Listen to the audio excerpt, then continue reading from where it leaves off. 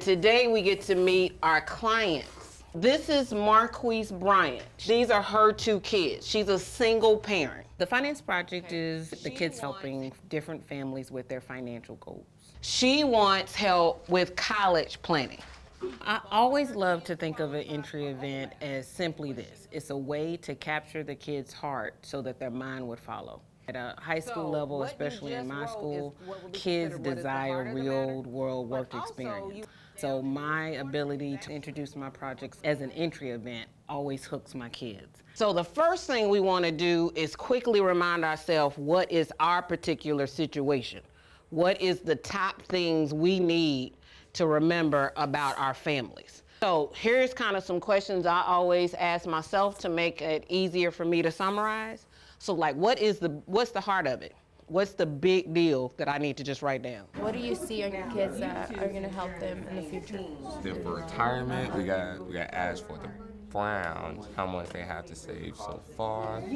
In the Finance Project, the kids are seeing a picture of all of the families. But while they're seeing the picture, they have what I call an executive summary, a very common company document that explains the background, explains the purpose, and major deadlines for them to follow along with me as far as what this client has come aboard and asked us to do. They want retirement, college, and mortgage reduction. Mortgage.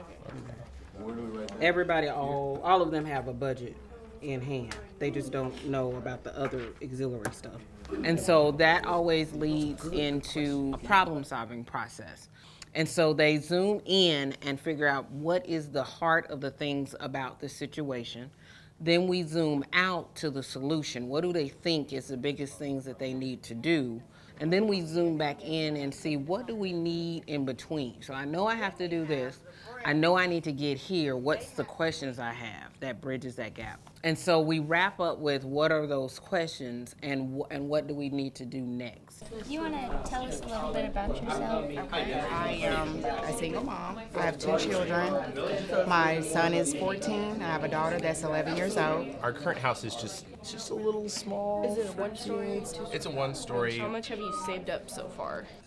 We may have maybe about $6,000 for him. The next day was meeting families.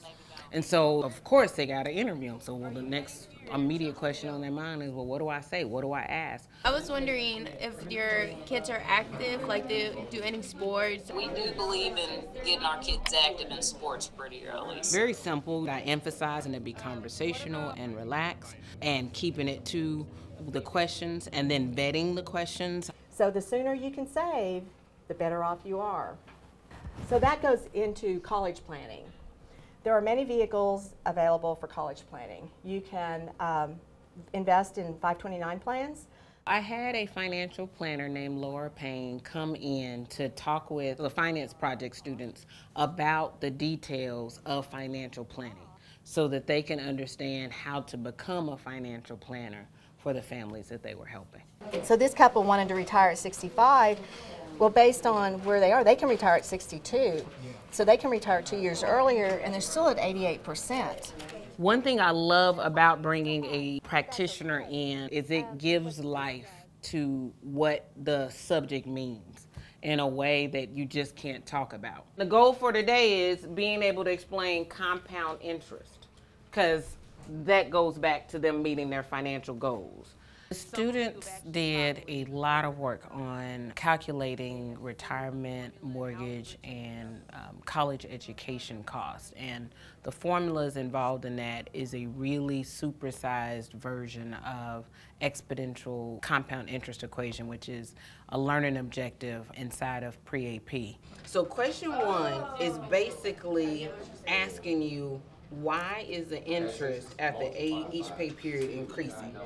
Everything that happened before was just telling you what it's doing in the calculator.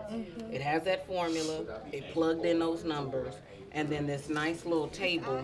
So the standard just requires them to understand the formula of a base number that's raised to an infinite amount, how that graph looks. But I wanted them to really see how in the world that basic formula can be manipulated. So they looked at a basic compound interest rate, and then they looked at how it's worked in a financial setting to calculate savings, to calculate mortgage costs, to calculate all of those things. Basically, they already say the $15,000 for all the kids, so that's pretty. Oh, Yeah, pretty and good. we're assuming that it's 5,000 for each.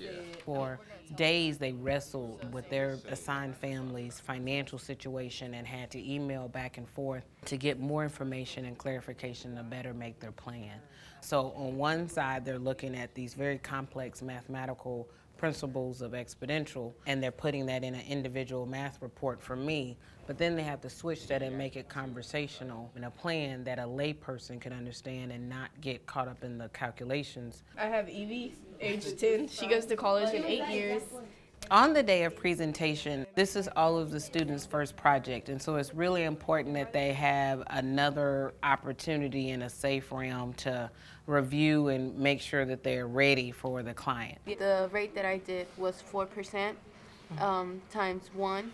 You already paid 5 years of it, or 15 years. So by the time, for like 10 more years, by the time she should put in $288 to get paid off in time.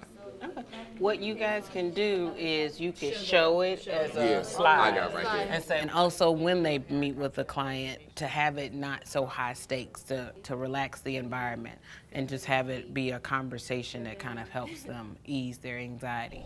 All right, so your plans for education for your 3 kids that you have. And we did like a summary, like you said they wanted to go to small colleges and in state, you would like for them to stay in state. The cost of your home is $140,000 to the principal and interest, and that's going to be the payment to pay it off in 25 years. Okay. We assume we put $5,000 for each kid, and you save them $50 a month. All right, so about by the time he's 18, he have saved over $19,000. Okay. You can have this. Oh, thank you. This is for you. You guys did a great job. Thank you.